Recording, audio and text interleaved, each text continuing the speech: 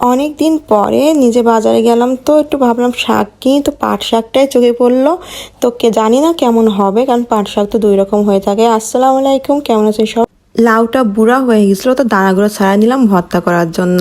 আর আমি এখানে রান্না বসায় দেওয়ার জন্য চলে আসছি, বাবুকে ঘুম থেকে উঠায়ে খাওয়ায়ে তারপরে তো মুরগি রান্না করব। তার জন্য এখানে একটু পেঁয়াজটা ভাজতে দিয়ে দিলাম, আর এখানে একটু কিছুটা বাটা মশলা দিব, পেঁয়াজ আদা রসুন, আর এখানে এলাচটাও ব্লেন্ড করে দিলাম। সব কিছু ওরা দিয়ে এখন হচ্ছে একটু কষায় নেব। আর আজকে যেহেতু শুক্রবার, রোজার প্রথম শুক্রবারটা একটু অন্যরকমই হয়, সব সময় অন্যরকম থাকে শুক্রবারটা। তো আজকে তো রোজার দিন ছিল, তো বেশ ভালো ছিল। কিন্তু ওই যে বাসাতে আসলে মন টিকতেছিল না, বাসার মানুষ না থাকলে আসলে যাওয়া হয়, রান্নাবান্না করার মন মানুষতা লাগে না, ভালোও লাগে না। তো যাই হোক, করে তো খেতে হবে বা চলতে হবে, তো এই জন্য আগে রান্না করা। আর বাবুকে নিয়ে তো আমার এমনিতেই সময় চলে যায় আলহামদুলিল্লাহ, মানে ওর পিছে ঘুরতে ঘুরতে ওকে নিয়েই সময় চলে যায়। তো রান্না করতে চলে আসছি, ইফতারের টাইমটুকু আগে একটা জমজমাট ভাব থাকে সবার পরিবারেই আসলে। তো এখানে মুরগিটা কষানোর জন্য আমি দিয়ে দেবো, যে একটু কষে আসলে তারপর এখানে আলু দিয়ে দেবো। আর ভাবছিলাম এটা চালগুলো দিয়ে রান্না করব, পরে এবার ভাবলাম যে না থাক, আজকে এইসব নাই করি, আলু দিয়ে একটু হালকা ঝোল করে নিই, ভালো লাগবে খেতে রোজা রেখে। আমার কেন জানি মনে হয় এখন ইফতারের টাইমে একটু ভাত খাই, একটু ভর্তা দিই, কেন জানি ভর্তার প্রতি একটা আলাদা নেশা জাগছে। এটা আমার ছিল বেশ কয়েক বছর আগে, এরকম একটা নেশা ছিল, যখন বাবু পেটে ছিল শুধু ভর্তা খেতে ইচ্ছা হতো, ভর্তা খেতে ইচ্ছা করতো। তো আবার জানি না রোজা রেখে আমার এমন কেন লাগে যে শুধু ভর্তা দিয়েই ভাত খাই। তো এই জন্য ভর্তার আইটেম করে ফেললাম। আর হচ্ছিল ওখানে লাউয়ের বিচিগুলো আগের থেকে বেছে রাখছিলাম সুন্দরভাবে, আর একটু চিংড়ি মাছেরও ভর্তা করব। আর এখানে পাশে ছোলা বসাই দিছিলাম। তো অল্প অল্প করে করতে করতে আসলে হয়েই যায়, কি আর করার। তো এখানে একটু বেসন নিয়ে নিলাম, আর বেসনে তো সবসময় একটু জাফরানটা দিই, তাতে কালারটা খুব সুন্দর আসে। আর কালো জিরা দিলেও কিন্তু বেশ একটা সুন্দর ঘ্রাণ আসে, খেতে ভালো লাগে, তাই না? তো এইদিকে মাংসটা প্রায় হয়ে আসছে, একদম হালকা ঝোল করব। আর এই কড়াইটাতে রান্না করে না বেশ মজা লাগে, আমার কাছে বেশ পছন্দ আমার কড়াইটা। তো এখানে ছোলাটাও কিন্তু হয়ে গেল একদম, আমি ধনেপাতা দিয়ে একদম খুব মাখামাখা করে করলাম। আর এদিকে ভর্তা করতে চলে আসলাম। তো এটা হচ্ছে লাউয়ের বিচি, একদম বুইড়া একটা লাউ ছিল। তো ওটাকে আর ওভাবে ডাল দিয়ে রান্না করে খেতে হবে, আসলে মাছ দিয়ে রান্না করলে ভালো লাগবে না। কিন্তু এর দানাগুলো একদমই শক্ত ছিল, দেখে ভাবলাম এটাকে ভর্তা করলে বেশ মজা লাগবে খেতে। আসলে লাউয়ের বিচি ভর্তা যে এতটাই মজা, আপনারা বাসাতে একটু ট্রাই করে দেখবেন, মানে ভাত এক নিমেষে আপনার কখন 2 প্লেট খাওয়া হয়ে যাবে। আসলে অমনি তো খেতে পারি না 2 প্লেট, তারপরও বললাম আর কি। তো এটা খুব সুন্দরভাবে একটু ভেজে ভেজে নিতে হবে, যাতে খেতে ভালো লাগে। আর এখানে সব মশলাগুলো শুকনো মরিচ, কাঁচা মরিচ, লালটা সবুজটা মানে একসাথে করে নিলাম আর কি। পেঁয়াজ দিয়ে খুব সুন্দর করে একটু হালকা করে করে ভেজে নিলাম। আর এখন এটা পাটায় হবে ঘষা মাজা।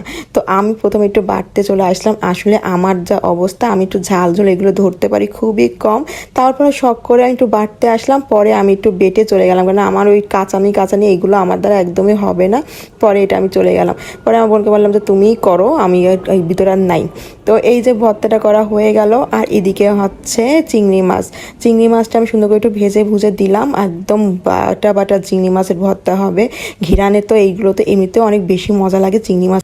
রোজা খুলেই ভাবলাম ভাত খেয়ে নেবো। আগে যখন মায়ের বাসায় থাকতাম, তো রোজা খুলে মানে ইফতারটা খুলেই আর কি হচ্ছে ভাত খেয়ে নিতাম ভর্তা দিয়ে। তো সেই অভ্যাসটা আসলে এখন নিজে হাতে করলেও সেই ওই আগের অভ্যাসটা থেকে আসছে, একটু ইফতারের পরপরই ভাত খাওয়ার। আসলে এটা কিন্তু অনেকেই করে থাকে, যারা ফ্যামিলিতে থাকে তারা আসলে বুঝতে পারে এই মজাটা। ইফতারের পরপরই ভাত খেয়ে যাওয়া, মানে এটা পেটে যে কীভাবে চলে যায় এটা আল্লাহ পাক ভালো জানে, কিন্তু খাওয়া হয়ে যায়, এই মজাটা আবার অন্যরকম হয়ে থাকে। তো এই ভর্তাটা তো হয়ে গেল। তারপর চিংড়ি মাছের জন্য এখানে হালকা করে একটু ঝাল দিলাম, যেহেতু একটা ভর্তা একটু বেশি ঝাল দিলাম, আর একটা একটু কম দিলাম। দুটো একসাথে হয়ে গেলে তো একদমই খারাপ অবস্থা হয়ে যাবে, খাওয়াই যাবে না। তো আর তারপরে ওই যে আমার অভ্যাস একটু ঝাল ঝাল খাওয়া, তো ঝাল না হলে আসলে হয় না। তো আমি এখানে আবার 2 রকমের ধনেপাতা দিলাম। আমার ধনেপাতা দেখলে না শুধু ভর্তা খেতে ইচ্ছা হয়, একদম যে মা আমাকে বলে বরিশালে হয়েছে বলে সবসময় এইসবই খেতে চায়। আসলে মনে হয় ঠিক, বরিশালে থাকলে এইসব চিংড়ি ভর্তা এগুলো আসলে মানুষ খুব নাকি খায়। তো আমি যেহেতু ওখানে হয়েছি, মা আমাকে সবসময় বলে যে এইগুলো এই জন্যই আমি খাই। তো আসলে আমার ভালো লাগে এটাই আর কি। তো এটা খুব সুন্দরভাবে একটু মাখায় নিলাম একদম মজা করে করে। এইদিকে পেঁয়াজটা ভাজলাম, যেহেতু আমার ছেলে একটু টুকটুক করে পেঁয়াজটা খেতে পছন্দ করে, আর ওর জন্য আমি একদমই ঝাল দিই না, কারণ ওর মুখে যদি ঝাল লেগে যায়। তো লেবুটা আবার এভাবে কেন কাটলাম, আমি এভাবে ভাতের সাথে ইদানিং খাওয়াটা কিন্তু এত মজা লাগছে, মানে এক কামড় লেবুটা খাওয়া হয়ে যায়, এমনি চিপা লাগে না, কিচ্ছু লাগে না। তো এই যে আমার ভর্তার আইটেমটা মানে বলতে যেয়ে কিন্তু আবার আমার জিভে পানি চলে আসছে। তো এখানে ঝাল দিয়ে দিলাম একটু ডেকোরেশন করার জন্য। এখান থেকে লাল রঙের একটু ঝাল, কি লুক দেখাচ্ছে তাই না। আর এদিকে এই যে বেগুনটা ভাজতে দিলাম একদম লম্বা করে, আজকে একদম বেগুনটা খুব সুন্দর করে ভাজলাম, অর্ধেক অর্ধেক ছোটো ছোটো একদম ভালো লাগে না তাই। তো এইদিকে সব কিছু একদম হয়ে গেল রেডি ইফতারের টাইমে। তো তাড়াহুড়ার যে বেঁধে যায় এই সময়টা ভীষণ ভালো লাগে। দেখতে দেখতে 4টা রোজা কিন্তু প্রায় শেষই হয়ে গেল আলহামদুলিল্লাহ। তো আমি ইফতার ভাত দুটোই নিয়ে বসে পড়লাম, জানি না কি হবে, খাওয়া তো শুরু করব।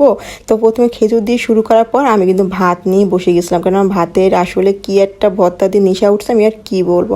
আমার শুধু ভর্তা ভাতই খেতে ইচ্ছা করছে রোজা রেখে।